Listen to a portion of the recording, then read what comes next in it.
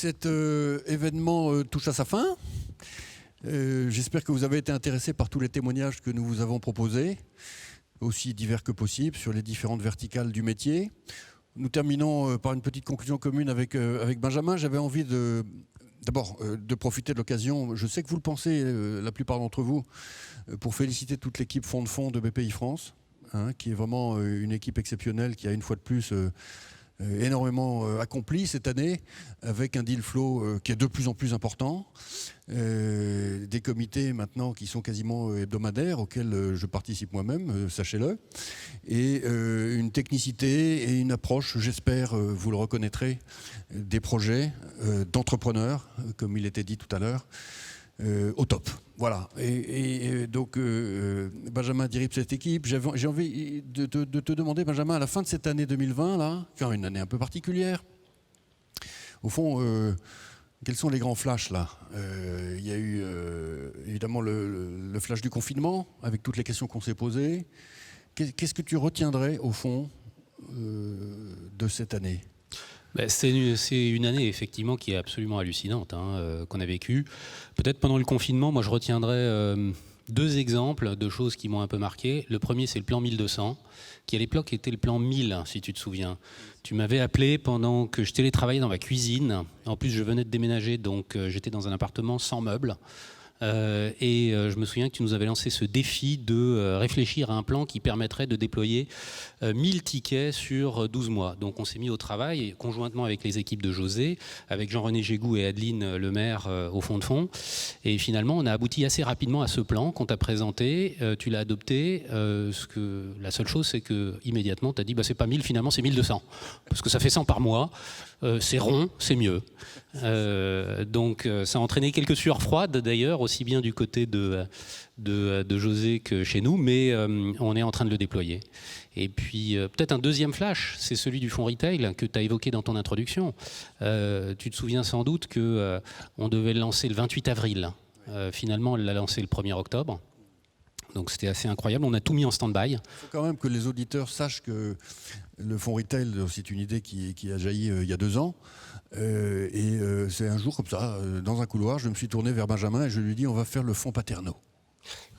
Voilà. Bon, ça s'appelle BPI France Entreprise 1, à défaut de Paterno 1. C'est moins bien.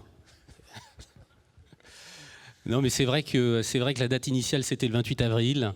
On a tout mis en suspens pendant le confinement. Et dès que, finalement, le 1er mai est arrivé, on s'est remis au travail. On a déroulé pendant l'été l'exécution de la transaction secondaire, puisqu'il y a une composante de transaction secondaire dans ce projet qui était quand même assez complexe.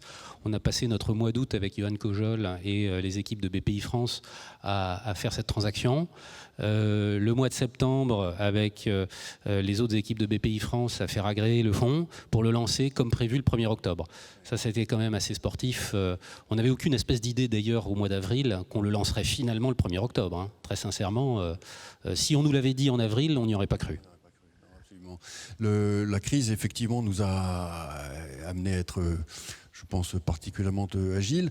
Je voudrais insister sur un point, c'est que, et d'ailleurs on l'annonce demain, on fait une petite conférence de presse, que pour faire le plan 1200, il fallait bien transformer les instruments. Et en particulier, nous avons créé, je me tourne vers Dominique, un petit instrument d'obligations convertibles, qui sont des obligations convertibles de 150 000 à 200 000 euros, qu'on peut déployer de manière industrielle en utilisant les chargés de clientèle de BPI France dans les agences de BPI France, qui sont les chargés de clientèle bancaires, de manière à vraiment déployer le plus rapidement possible, sans quoi ce type de volumétrie est pratiquement impossible. Donc BPI France, cette année, en fait, a inventé 2 produits, Fast, qui est le fonds d'aide et de soutien au tourisme avec ses obligues de petite dimension, et puis BPI France Entreprise qui, quand même, est quelque chose, je le disais en introduction tout à l'heure, qui est assez de l'ordre de la rupture radicale.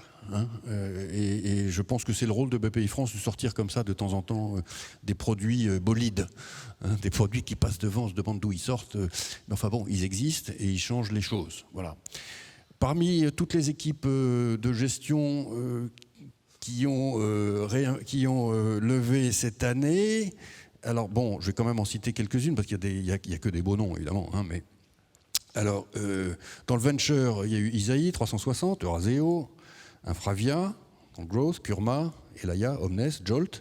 Ça fait quand même alors, c'est pas du tout exhaustif, hein, mais c'est les gros volumes qui sont. Au total, il y en a 50. Hein ? Au total, il y en a 50. Au total, 50. Dans le CapDev, j'ai noté Actomeds, Capsa, Abenext, ACE avec le plan aéro de Agnès, Iota, Daphne et Nextstage. Et puis, dans le régional, Cap Entrepreneur, Gallia, Reboost. Et puis, bon, je vieillis, j'arrive même pas à me relire. C'est pas grave. Donc, dans toutes ces expériences qui sont des expériences très fortes en fait de contact avec des entrepreneurs, qu'est-ce que tu retiens de cette année ? En fait, la capacité de réaction des équipes, hein, c'est-à-dire que toutes ont dû faire face quand même au ralentissement de certains investisseurs, à participer à un premier closing dans un environnement extrêmement incertain. Ouais. Elles ont dû malgré tout organiser leur premier closing pour arriver sur le marché le plus vite possible. Ouais. Nous, on a été quand même assez épatés par la capacité de résilience des équipes pour trouver des solutions pour faire leur premier closing. Ouais. On n'était pas les seuls à accepter d'investir à des niveaux de premier closing inférieurs à ce qui était prévu. D'autres l'ont accepté aussi. D'autant que les LP étrangers n'étaient plus là. Exactement, les LP étrangers de toute façon n'étaient plus visibles physiquement. Donc ça rendait la chose plus difficile. Et malgré tout, à la fin de la journée, on aura quand même fait ces 50 closings. C'était le plan qu'on s'était fixé en début d'année, bien avant la crise. Donc la résilience des équipes et leur capacité à retomber sur leurs pattes pour malgré tout faire ce qu'elles avaient dit qu'elles feraient en réalisant leur premier closing est assez bluffant. Et peut-être pour terminer, les First Time Team de l'année ? Les First Time Team de l'année, il y a Utopia par exemple. Utopia, c'est un fonds un fonds de VC, Digital Brands.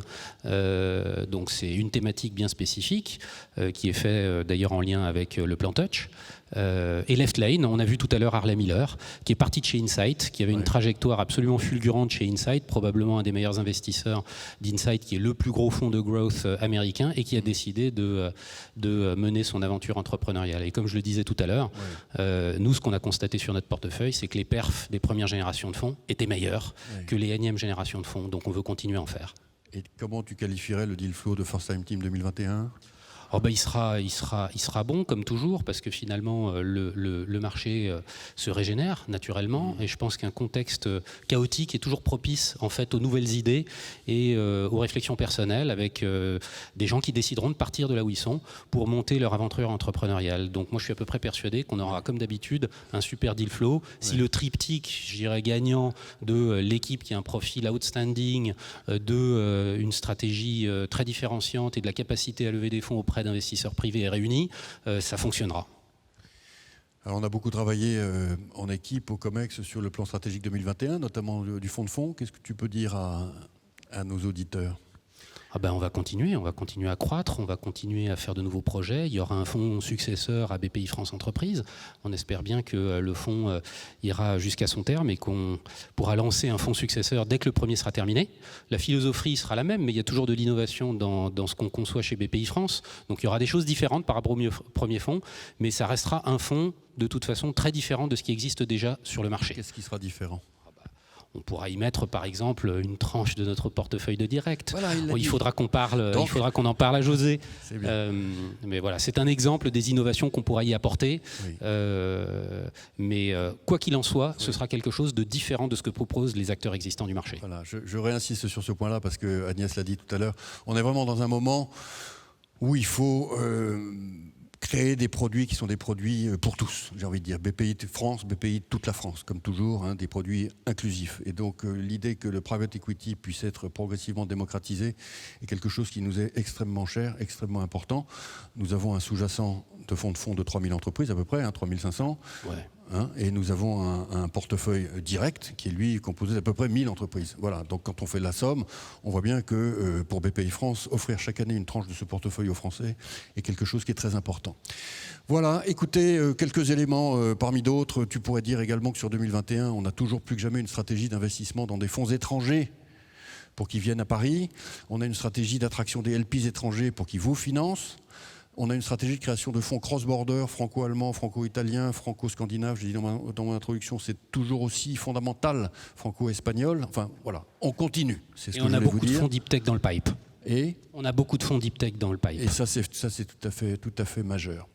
Merci à tous pour votre attention. Et puis, nous vous donnons rendez-vous tout simplement À l'année prochaine, peut-être même dans cette salle, mais physique cette fois-ci, en tout cas je l'espère.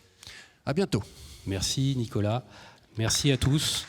Un coup de chapeau particulier quand même aux équipes de Patrice et aux équipes Fond de Fond et bien sûr Marine Jouette et Johan Cojol qui ont travaillé comme des dingues pour que cet événement puisse se faire malgré tout. À bientôt.